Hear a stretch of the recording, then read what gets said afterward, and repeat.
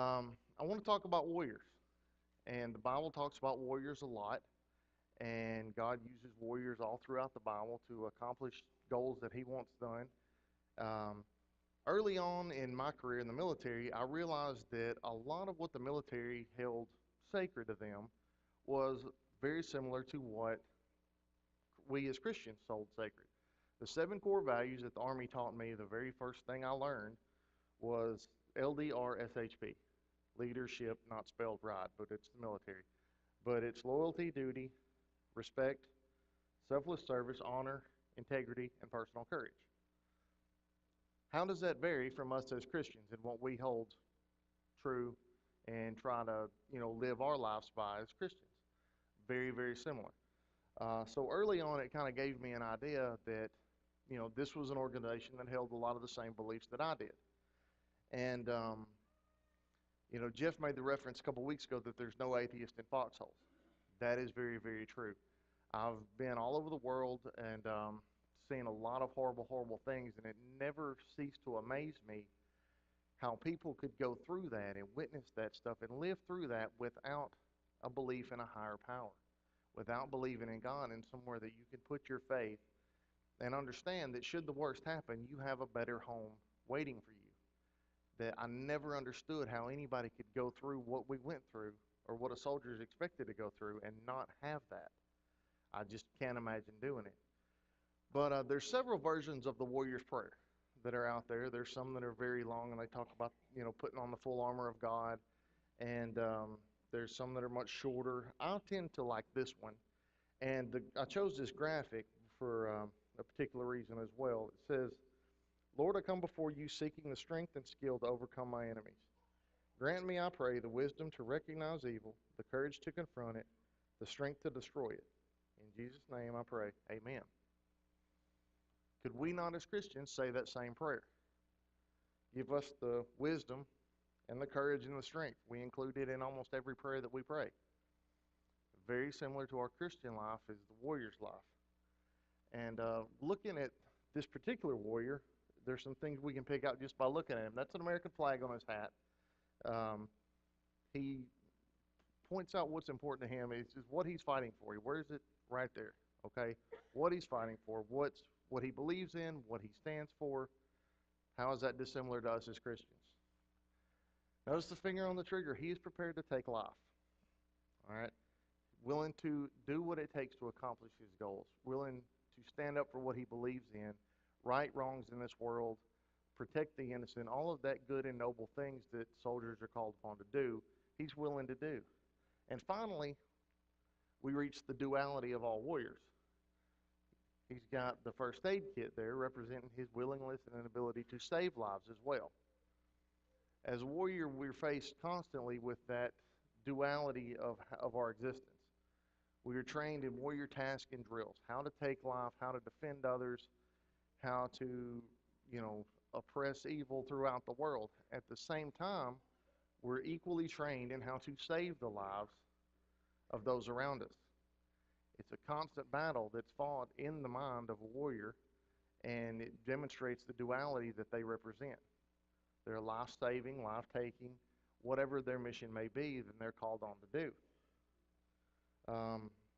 It's a thing that it's a decision that has to be made in seconds for the warrior, and then a lifetime that he'll take to justify that decision that he made, so many years ago.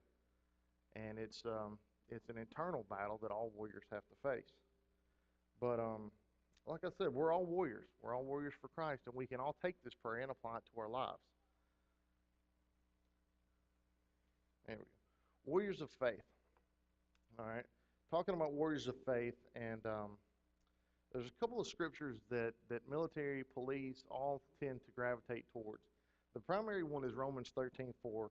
It says, let every person be subject to the governing authorities, for there is no authority except from God, and those that exist have been instituted by God. Therefore, whoever resists authorities resists what God has appointed, and those who will resist incur judgment. For rulers are not a terror to good conduct, but to bad. That's the key point right there, is your rulers have to be working toward the better good. Okay, a true warrior, a Christian warrior, cannot fight unless he is on the side of right. Fortunately, we're blessed in this country. We've, really not seen our soldiers and our warriors called upon to fight a battle anywhere that was not on the side of right. We're trying to liberate people, free countries, free people, and things like that. Now, that's something that everybody would have to face in their own mind. If we are called upon to fight a war or go to, participate in a conflict where, we're not on the side of right. Fortunately, that was not my case. I don't know anybody that has served in, any time in recent history that has been the case. But it's something we would all have to face. But I think that scripture only applies there is when your leadership and those that are ordering the soldiers into combat are, on the side of right. And it goes on to say toward the end, then do what is good, and you will receive his approval. For he is God's servant for your good. But if you do wrong, be afraid, for he does not bear the sword in vain. That's, like I said, leading more towards, no authority exists except through God, and God has called upon modern day warriors to, fight the battles on the side of right. Moving on to Psalms 144, verses 1 and 2. Blessed be the Lord, my rock, who trains my hands for war and my fingers for battle. He's my steadfast love and my fortress. The Bible constantly references warriors. We looked at the Bible, and if you read the Bible in a certain context and with a certain way of looking at it, it's almost like a modern-day action movie if you read certain parts. We talk about the Battle of Jericho, where the Israelites are, in their conquest for Canaan. The Battle of Aphek, where the Israelites lost the Ark of the Covenant. And the Battle of Siddim, where we freed the cities of Mesopotamian control, and that's where we rescued, the Israelites were able to rescue Lot. And, a lot of those battles took place, and the major difference in the outcome of that battle was whether or not God was on the side of his people. Whether his people were, the Israelites particularly, were going about the thing and doing the things that God commanded them and conducting even the war down to the letter of how God had them to do it, decided the outcome of those battles. So as warriors, we've got to make sure that we're on the side of God and our leadership is on the side of right in order for us to be successful. Looking at a couple of modern-day warriors. Everybody seen these two guys? It's Marcus Luttrell on the left and Chris Kyle on the right. These two modern-day warriors are two of the finest examples of what American heroism stands for, okay? They were catapulted, I guess, to, great notoriety in our country by Hollywood. Marcus Luttrell was the subject of the movie and the book Lone Survivor. Chris Kyle was the subject of the book and the movie American Sniper. These two guys, like I said, are, some of the finest examples of what our military has to offer. But we can learn a whole lot from looking at each one of them, and a little bit deeper than the movies tended to take us. Marcus Luttrell was born in small town Texas and became a U.S. Navy SEAL, like I said, subject of the book and the movie Lone Survivor. But Marcus Luttrell spent it was his lifelong practice preparing for what he overcame in Afghanistan. The movie does not do Marcus's story justice because it really just focuses on the events that happened in Afghanistan. And if you don't know the story, Marcus was part of a SEAL team that went in to do some surveillance and possibly kill or capture a certain high-ranking Taliban official. Okay, they were compromised and ended up fighting, the five of them ended up fighting about 300 estimates on the high end. Some people estimated as low as 120. Still staggering odds. Taliban fighters all over the Tora Bora region of Afghanistan, and Marcus was the only one that survived. He was wounded horrifically, and he survived because people in that village and the villages around there showed him mercy. They actually hid him and cared for him and tended to his wounds until he could show up and be rescued. Ironically enough, his brother, who was also a Navy SEAL, was part of one of the SEAL teams that were over there looking for him and trying to rescue him. How does that equate to our Christian lives? We spend a lifelong preparation, preparing for a battle, whether it be spiritual or physical, a battle that we may or may not have to face. However, that preparation comes in when we're faced with adversity. We have to have that lifelong preparation for we can survive that. That's where the movie didn't do Marcus Luttrell justice. You have to go back and read the book to determine or to find out that Marcus was training to be a Navy SEAL when he was in middle school. That's all he ever wanted to be, was a Navy SEAL. There was an old Special Forces guy that lived in his town, and he would work out with Ray. I'm not talking about you, Ray. He would work out with these kids that wanted to join the military. So literally, Marcus spent most of his life, if not his entire life, preparing to survive the events of Afghanistan. Moving on to Chris Kyle, also a U.S. Navy SEAL, subject of the book and the movie American Sniper. That movie and that book spoke volumes to me because I actually got to work with Chris. Not to make it something that it's not, we weren't buddies, we didn't hang out, but I met Chris on a couple occasions. We served together in Ramadi, and he supported us on several missions that we were out on. Chris was murdered by a man he was trying to help. One of his brothers in arms. When Chris got out of the military, he felt long before his time. However, mentally he couldn't do it anymore, and he took up what he felt was his calling after the military was to help other soldiers, sailors, airmen, and Marines that were having trouble adjusting back to normal life.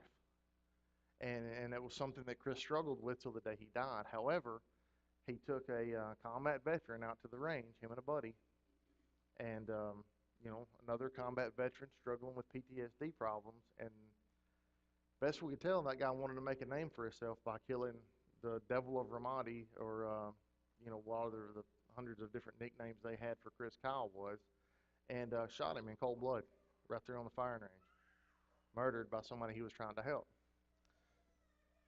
Now, looking at Marcus Luttrell's life, the training and preparedness that went into Marcus's life truly astounds me. The core foundation that he had, looking at Proverbs 22:6, train up a child in the way he should go, and when he is old, he will not depart from it. All right, parents and drill sergeants, a lot of the same characteristics there. Okay, parents are all laughing, shaking their head. Grandparents are going, no, but it's true. Okay, just like your parents, you have to lay the groundwork. You have to lay that foundation so your kids will one day hopefully grow up to be strong Christians, just like drill sergeants. Drill sergeants have to take those raw recruits, those just right off the farm, right out of their mama's house, whatever, and turn them into battle-hardened soldiers. A lot of the same thing. The groundwork has to be laid for either to be successful. The training has to evolve. Looking at 1 Peter chapter 5, verse 8, it says, "Be sober and vigilant, because your adversary, the devil, walks around like a roaring lion, seeking whom he may devour." All right, we have to constantly train. We have to constantly prepare ourselves for that fight, whether it be spiritual or physical. We have to constantly prepare ourselves because the devil is out there and he's very real, and he's seeking to influence our lives for the worst, and we have to be prepared for that. It's a lifelong commitment, both. Whether you be a warrior or you be a Christian is a lifelong commitment. I beseech you, therefore, brethren, by the mercies of God, that you present your bodies a living sacrifice, wholly acceptable to God, which is your reasonable service. And do not be conformed to the world, but be transformed by the renewing of your mind, that you may prove that what is good and acceptable in the perfect will of God. All right? Just like a soldier, you have to constantly strive to improve yourself. You have to constantly be working towards that unattainable perfection that's out there. All right? It's a lifelong commitment on either side of the coin, whether it be a warrior or a Christian. And then finally, teaching others. Mark 16:15 and 16 says, "And he said to them, go into all the world and preach the gospel to every creature." The Great Commission. That's what we're all called to do as Christians, okay? Just like warriors. When a warrior reaches a certain point in his warrior task and drills, he's expected to teach young soldiers, those drill sergeants. That's why you don't find a private as a drill sergeant. You'll find, your senior non-commissioned officers teaching young soldiers how to do things. And your best drill sergeants, I had some really great ones, and I had some really not so great ones. And I think everybody that went through any form of basic training, whether it be, Army, Navy, Air Force, Marine, will tell you the same thing. The best ones to have are those that were battle tested. They can teach you things not from Army regulation. They can teach you things from real world experiences. And how is that any different from our Christian lives? We need to bring those, weaker than us, less experienced than us. We need to bring them along, and that's our calling as Christians, just as well as it is as warriors. Um, Finally, the fact of the matter is, and this is kind of tying it back into the Run, Hide, Fight program that we're going to get into in here in just a second. The fact of the matter is that the world we live in today, both Christians and modern day warriors are under attack. Physically, spiritually, intellectually, you name it, we're all under fire. The Christians are being persecuted, in countries, in our own country even, at this very minute. Law enforcement officers, firemen, EMTs are being killed just because of the jobs that they chose. And it's on us to prepare ourselves for that coming battle, because it is coming. One day or another, you'll be faced with that battle, whether it be in your own heart or, God forbid, it be, in your office building or in a church building or, in Walmart. But we'll all be put in that situation one way or the other, and the preparedness that went into our lives before that will determine how we come out the other side. Those that are seeking to do us harm are preparing. They're training. They're learning, ever evolving. And I can only pray that we as Christians and as Christian warriors are doing the same thing. Because if their level of preparedness eclipses ours, we're doomed to fail. So bringing it all together, if, tonight, if you're concerned with your level of preparedness, if you're ready to, not to sound too cheesy, but ready to enlist in the service of our Lord and, take up the fight and battle along with your brothers and sisters, won't you come while we stand and sing?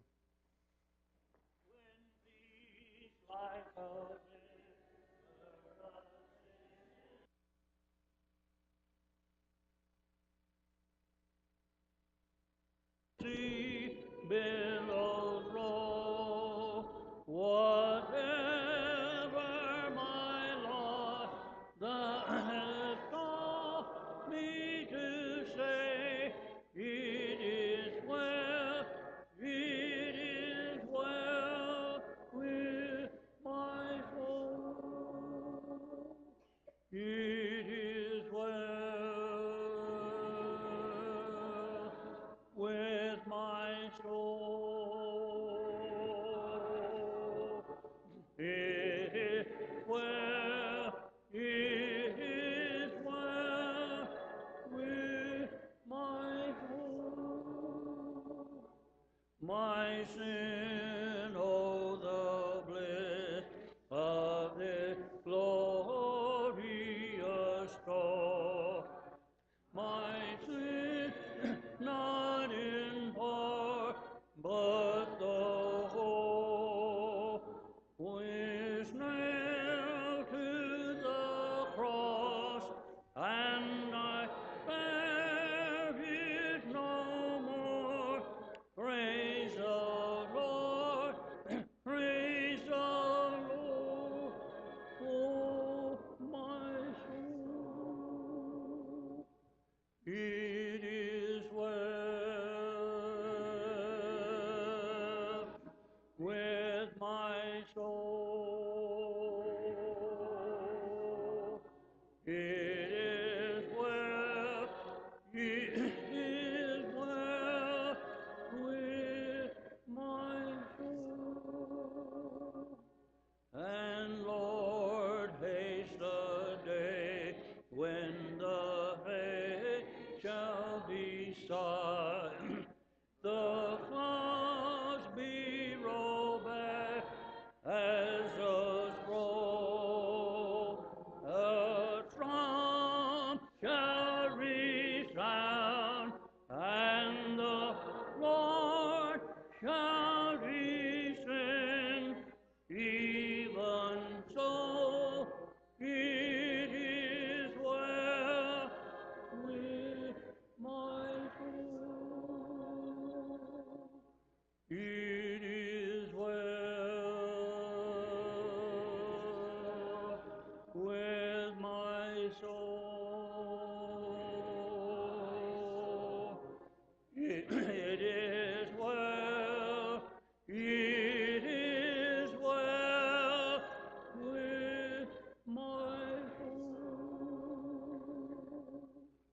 Be seated.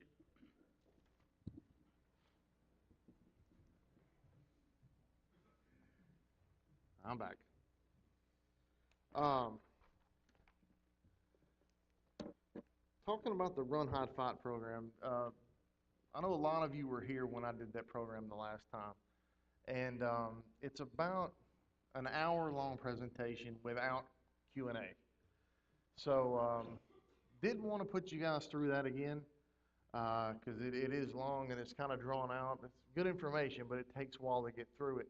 So I did want to do a quick refresher, if you will, on Run, Hide, Fight. What Run, Hide, Fight is, for those of you who were not here the last time I presented it, it's pretty much the standard program for an active shooter event. If you're, at work, at school, in Walmart, wherever you may be, and you find yourself in an active shooter situation, which, there seem to be coming more and more often here lately. Just this past week, we had the scare at the Arsenal, which I'm still not sure what that was all about. And then they had the active shooter in the, I believe it was Lebanon Hospital in the Bronx, New York City. Disgruntled employee went in there with a rifle under his lab coat. So everybody, check the doctor sitting next to you. Anyway, I can't find Ryan. I was looking to make eye contact. There he is, right in the middle. They all ratted you out. Everybody behind you was pointing. Anyway, with events like that seeming to happen more and more often, I would be remiss if I didn't take an opportunity to at least represent or present to you the just the basic 3 slides in this presentation: the run, the hide, and the fight. And basically, we've all run our whole lives. Okay, this is nothing groundbreaking. All right, building occupants should evacuate the facility if safe to do so. Leave behind your belongings. Visualize your entire escape route before beginning to move, and avoid using escalators and elevators. Plan what you're going to do beforehand. Like I was talking about with the warrior task and drills and all of that, preparedness is the key. All right, when you go to work every day, most of us work in the same spot all day, right? I mean, on occasion you'll have, that one guy or lady that walks around and is in different parts of a plant or a building or facility, whatever. But for the most part, we all work, in an office or, a workstation or something. We have somewhere that we're at all the time. So that makes it easier to prepare yourself ahead of time. And I shared this the last time. I'll share it this time because it never fails. It's time honored and true. Your body will not go where your mind has not been. If you have not mentally prepared yourself to handle a situation like this, that's where you end up with, the guy on TV talking about, I just froze. I didn't know what to do. That will not save you. It's not run, hide, fight, or wait.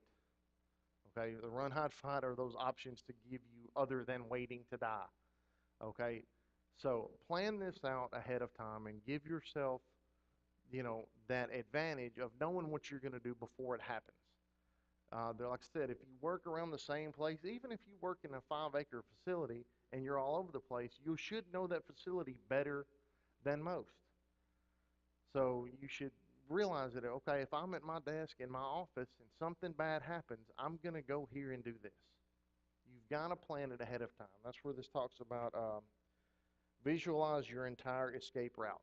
You should have that planned out in your mind well before this event happens. You have to think about this beforehand. Leave your belongings.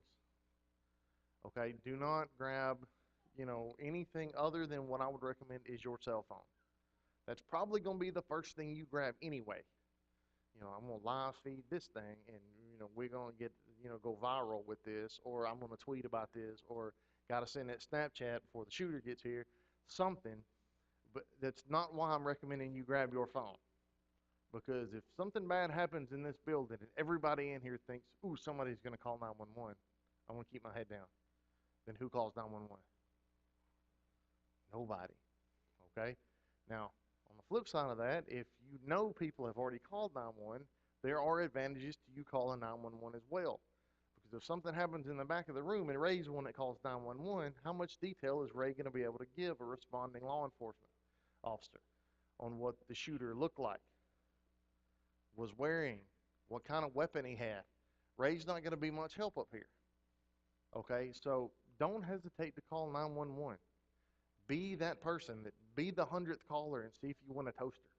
Okay, see if you may have information that somebody else does not have. Now, Betsy's heard this class a whole lot, and she always breaks in right here or somewhere in the presentation, just interrupts it, no respect, and wants me to talk about the law enforcement response.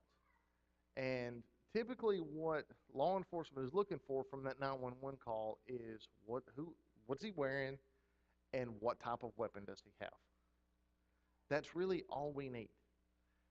That's not the time to discuss the motivating factors. Oh, he got broke up with the other day, and his dog died, and he's just had a bad time of it. And when y'all get here, don't be too hard on him. He probably didn't mean to hurt nobody, and I don't know who he is. We need to know what he's wearing and what he's carrying. And as far as the weapon goes, long or short, that's basically all I need to know. It's the only thing that's going to change my tactics is whether he's got a rifle or a pistol. If you're that guy and he's carrying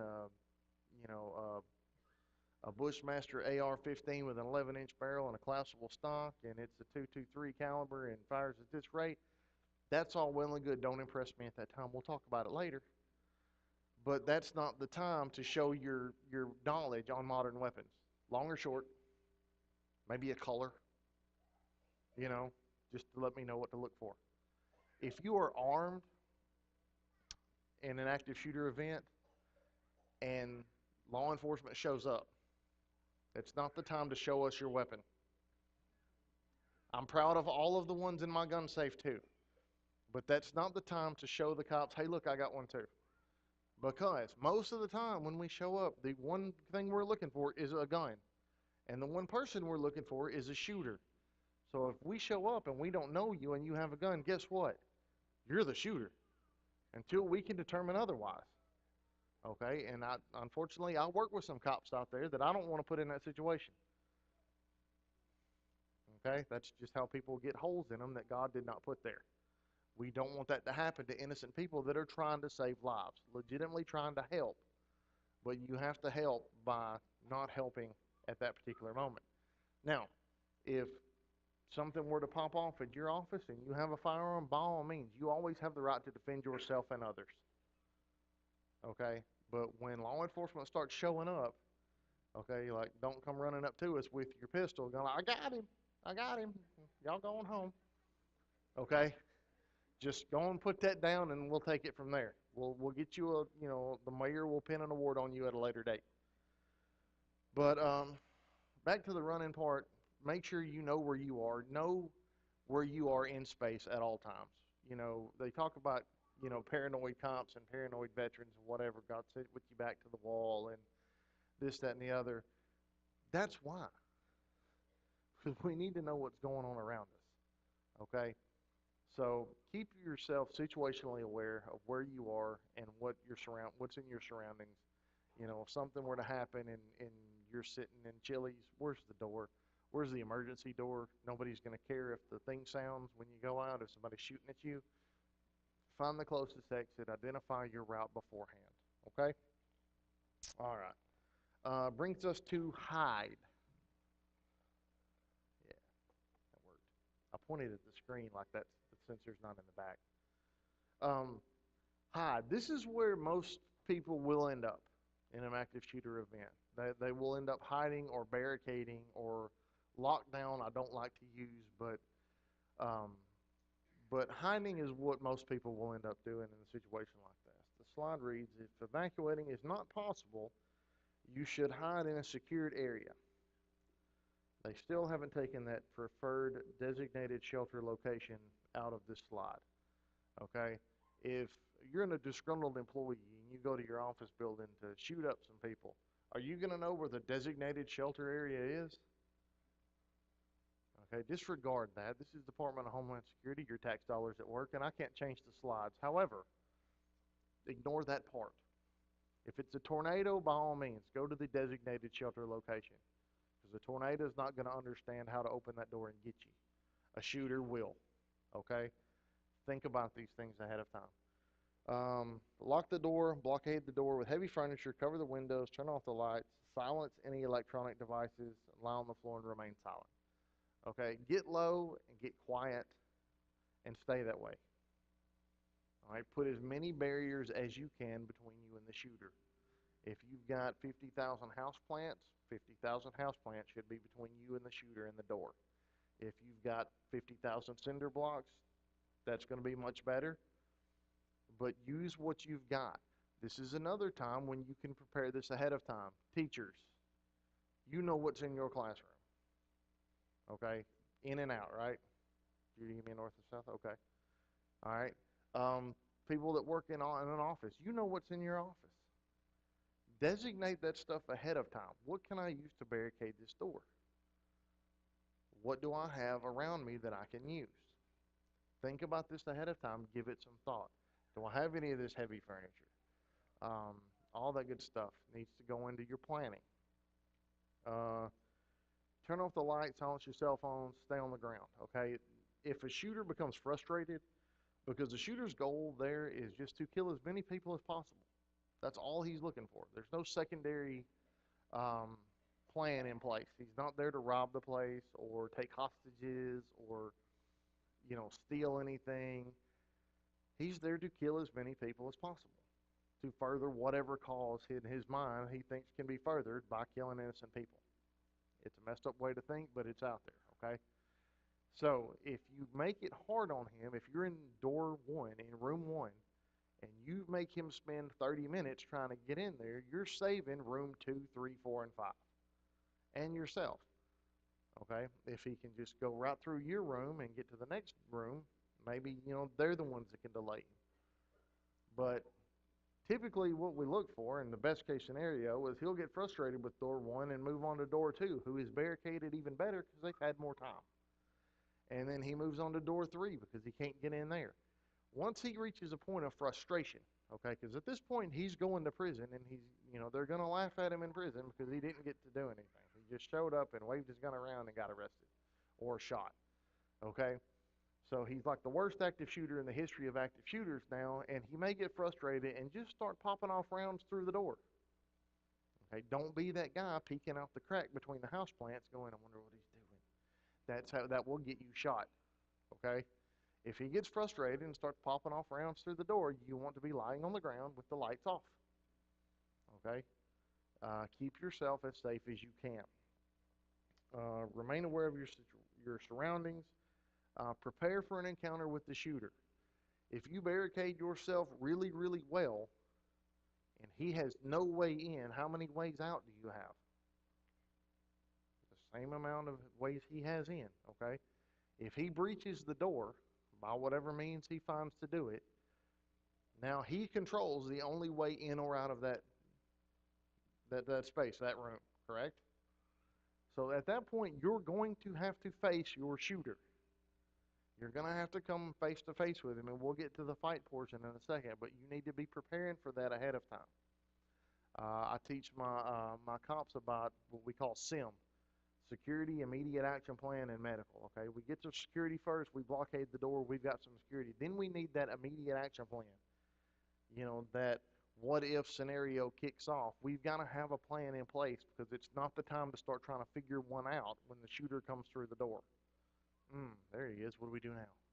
Need to have that worked out ahead of time, okay? And the medical part, y'all can take or leave. That's the cop thing. But if you can do first aid on somebody, by all means, okay? Try to keep people that are wounded. Try to keep them alive until we can get in and get the scene secured and get them evacuated out.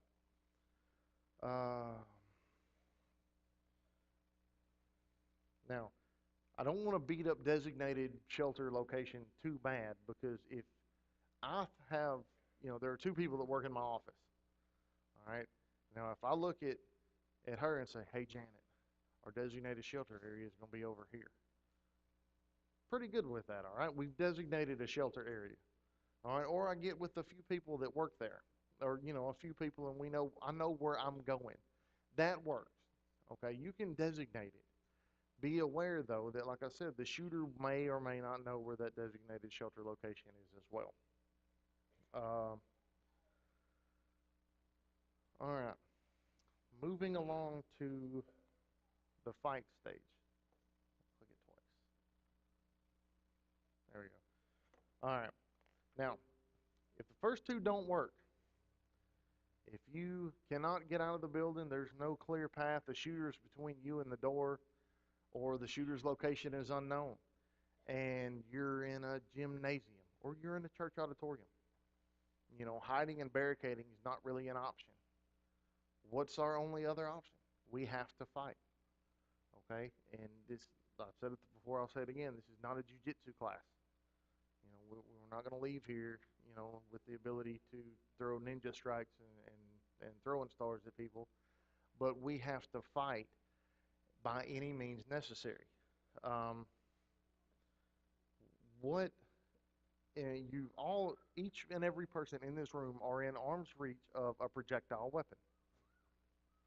Songbooks will hurt. Okay, Bibles will hurt. Okay, take that, double-edged sword analogy a step further and smack them with it. I think we're good with that. Songbooks, Bibles, take it to the classroom. Algebra books. Algebra has hurt me more than once. I know algebra is painful. Use it to inflict pain on somebody trying to hurt you. English books are good. They're small and thick and they hurt. Look around your office. See what you have laying around. Most offices, you got scissors and staplers and, don't run up to him and try to staple him. Maybe throw it at him. But, it may work. You're holding him down. You staple him to the carpet. Whatever you need to do it to keep yourself alive through that situation. All right? Like I said, fighting is a last resort, but it is a resort. It is a tactic that we need to explore, and we need to realize that it is an option. A lot of people will, when the shooter, if we can't get out and we've hidden and he kicks down the door, a lot of people, unfortunately, will just cower in the corner. And there's nothing to do at that point. As long as there is air in your lungs, you have a say in what happens to you. Empower yourself to take some control of what the outcome of that situation is and what your ultimate fate will be, and you fight with everything you have in your body. There's been several stories come out in the last few years of crazy folks, whether they be shooters or not, showing up in classrooms. I'm scared of kindergarten teachers at this point after reading most of those stories, because she is mother henning all those women, all those kids there, and they will fight like a lioness, and it gets ugly. They have put people in the hospital, the little kindergarten teacher, one leg or not, have put people in the hospital that showed up to harm a child. Okay, one-on-one, I would have not really put the odds in the kindergarten teacher's favor, but when properly motivated, the outcome was a lot different. So you always have that fighting chance. And you need to realize that it's not over until you've drawn your last breath. You always have a say in what happens to you. Empower yourself to take that opportunity and fight. And use everything in your disposal to survive that encounter. Okay? Really, that's kind of hard with the abbreviated version to make sure I didn't miss anything. Are there any questions? Do I have any questions? To answer your question, Mr. Norris, yes. I know what your question would be, and yes, sir. Y'all can see Mr. Norris about that one. Yes. Hiding in a bathroom? Bathrooms are good for the same reason they're good for tornadoes. They're small, they're defensible, there's one way in, one way out. As long as you can, the only problem with a bathroom is there's not a lot of things you could barricade the door with in there. A clothes hamper full of towels is probably not going to hold a shooter out of a bathroom, or keep them from opening a door. You're not going to have that heavy furniture option or something to put in front of the door. But it's small, it's a defensible space, and if you could secure yourself inside there, by all means. Any other questions? Anybody? All right. Ray, you got a song? I'll be around if anybody has a question you don't want to ask in front of the whole congregation. Just come find me. I'll be around for a while. Thank you.